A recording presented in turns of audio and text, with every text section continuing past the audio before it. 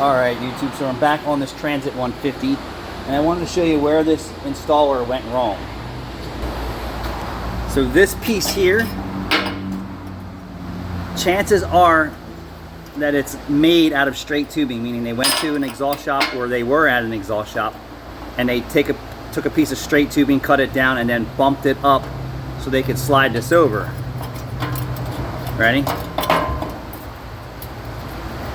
So I didn't even unloosen the clamps, I just cut this garbage out because it's done wrong. So they expanded this piece to fit this. See how loose it is? So chances are, I mean, with 40-something thousand miles on it, it had to have been done at a dealership or another garage. I don't really know. All I know is I get the aftermath crap. So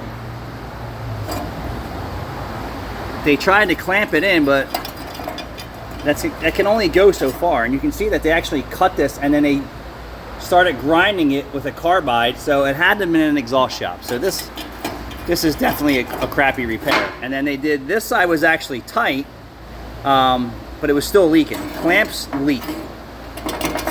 So what I'm going to do is we're going to make a piece of pipe to go on the inside of this, right, which exposes the outer pipe that you can weld to.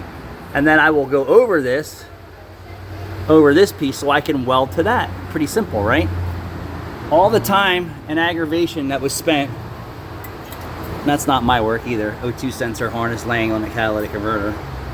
All the time spent, energy, material wasted to do this, to leave their shop leaking, and it was leaking when it left. You can see that it wasn't tight whatsoever. Don't get excited out there, ladies. Thanks for watching.